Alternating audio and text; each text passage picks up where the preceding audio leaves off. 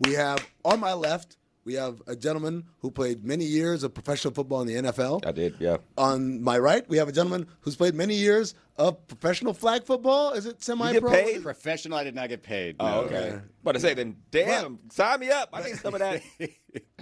Just played travel tournaments in flag football. So high-level competitive flag yeah. football. yeah, okay.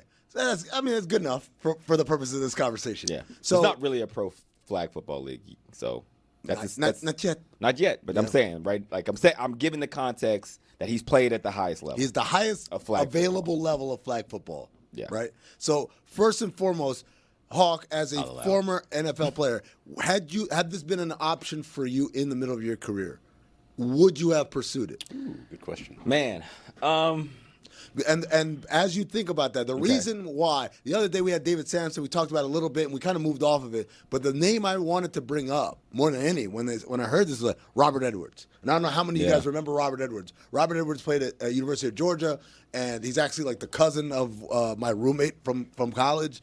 And so Robert Edwards was the guy. I remember him coming back. And in Atlanta, we'd hanging out, and it's like we get in everywhere with Robert Edwards. And then he gets drafted by the Patriots, and he has a great rookie year. Mm-hmm. What year, roughly? 98, 99, something like that. Mm-hmm. And then Robert Edwards went to the Pro Bowl in Hawaii, like to hang out because they had all those stuff. And one of the events they used to have was a flag football game. Yep. And Robert Edwards absolutely destroyed his knee to the point where they almost had to amputate. I remember that. How bad you got to blow your knee out. And after that, they got rid of that flag football thing. was it on turf?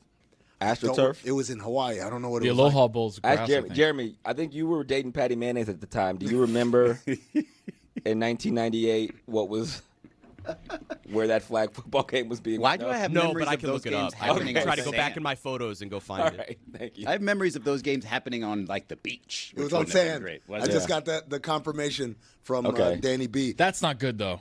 Who okayed that one? Yeah, I mean, we didn't really have a competition committee back then, so it was the wild, They're wild like west. sand, yeah. Why They not? were like, let's race, let's tackle full speed in these all-star games. cut on sand. Just so Yeah, you know, Hawk, if you play with us, we do not play on sand. All we right. play on grass That's and a good to little know. bit of turf. That's my union would be questioning things. So, okay, but now that I've given that backdrop, it's grass, it's the Olympics. Okay. Andrew Hawkins, young receiver, finally, after years of fighting, finally made his way into the NFL. He's a rotation player. Mm-hmm. He's having highlights where he goes, like all throughout the field. Yeah. And they're like, Hawk, we're putting together an Olympic squad. Yeah. Are you interested? I'd say, where do I sign right now? Really? For free. Really? Whatever it takes. The Olympics means that much to you, or the sport itself? I think is the interesting? so here's the story. When I was in the NFL, we got wind that rugby sevens was coming to the Olympics, and rugby sevens it's like not as involved as like rugby 15s. Right. It's like a spread out field. It's like 7-on-7, basically. It's like 7-on-7. You get it to the wing, and that guy, boom, boom, boom, and you hit the sideline. If you have the speed and agility against, guys that aren't used to tackling that speed and agility, you can really get going. So I'm like, I want to be an Olympian. That would be an incredible thing to do, and I want to do it. So I started training in the off seasons for rugby sevens with a guy named Perry Baker. We were in Columbus, and we would train, and I was in Ohio, and Perry was a D2 football player who was trying to convert, and I think he undrafted, but he been out of football for a long time. And on my team was Johnson Batamosi, who was an incredible rugby player in high school, and Nate Ebner went to Ohio State, who he played for the Patriots, was also a high-level rugby player. So we were all like in the group chat chatting, and our plan was in 2016 we were all going to go play for the rugby sevens Olympic team. So the sevens, they don't do that thing where you like lift the dude up by the shorts all the way up? Okay, No, good. no, it's just like ball out, get to the wing, and go. Right. Well, long story short, Too late. Browns wouldn't do it. The Patriots did. Nate Ebner went and played in the Olympics in 2016. He was able to leave training camp, play in the Olympics for the USA team. Perry Baker ended up being the best rugby sevens player in the history of the sport. If you look him up now, he's Really? Dallas Baker's little brother, if you remember the name Dallas Baker, who was a receiver for Florida. But yeah, I was trying to move heaven and earth. I say, of course, because I went to Florida. Everybody else doesn't really know Dallas Baker. But I was trying to move heaven and earth to get to the Olympics. Hawk, do you think you would have been better than Baker? No. because he had such straight line speed.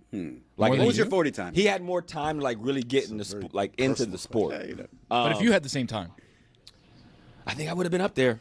Yeah. Carlin Alves is another one who was a college football player, track runner, and he converted and he tore up. He played in the Olympics. Did they end up winning? Because I feel like rugby sevens, I don't think there's enough competition where it's like it's not guaranteed. No. Whereas flag football, we got to wash the world, right? This got to be like Dream Team versus Angola, right? If I was flag football generation, I'd be sitting here like LeBron James, man. Yeah. You would be like, like, there's not a sport that I am more positioned to be. It's not incredible just that we have the best athletes for that sport, but nobody else game plans for football the way we do here in the United States, especially even flag football. It's a different type of game planning, but I don't see people doing that overseas. gold medal stand for the 2016 Rugby Sevens. Fiji won gold. Great Britain silver, South Africa bronze, and the United States placed 9th.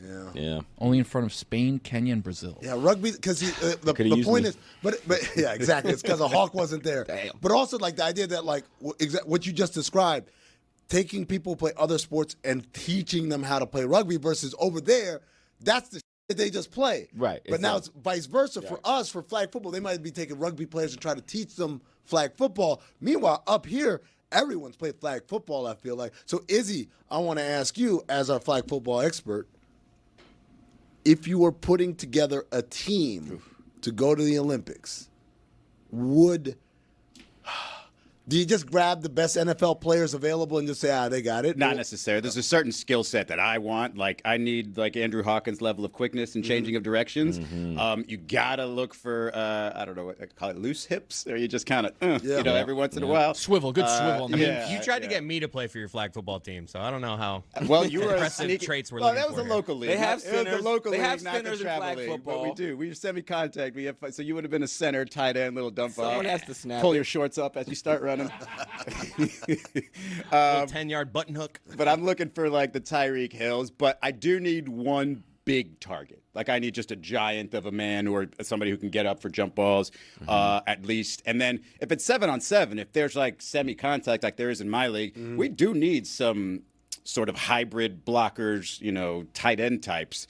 But there's certain skill sets. Like, it's not just anybody. Like, Jalen Waddle, for example, is not a guy that I would say, get him on my team immediately. Right. Of course, I would now, but I'm saying if I had my choice of NFL players, great receiver, but just not the skill set I'm looking for. To be clear, the talent pool we're talking about is not Chris Cody. We're talking about the talent pool of NFL players. I like Jalen Waddle on that team, though. Really? I like him. I do. Okay. I mean, I was recently at a Dolphins practice, so I have it very. Maybe I haven't seen him enough. You gotta. If you've seen him up close, you'd be like, I'll take him. Because they did call him the athlete at Alabama when he was amongst all those other first-round wide receivers. Very, very good in changing. Or the direction. I like athletic Tyreek Hill. Travis Hunter is probably choice number one because of his ability to do both sides of the ball. Quarterback is an interesting one. I would probably go with Lamar. I was going to say Kyler Murray, but Lamar. Kyler really Murray can't too, lose. because it's like you want someone with the Mobility? dual ability to move, buy time, and throw on the run. It's like an important thing. And somebody that if you do like double quarterbacks, you can line that dude up in the slot. He can run some routes for you. Yeah. Bill Polian's dream. Finally. Thinking ahead. Lamar looks like. He sees what I'm talking about. I told you he could play receiver. Hi, I'm Mike Tirico, and thanks for watching. Make sure to hit subscribe for the latest news and highlights from NBC Sports.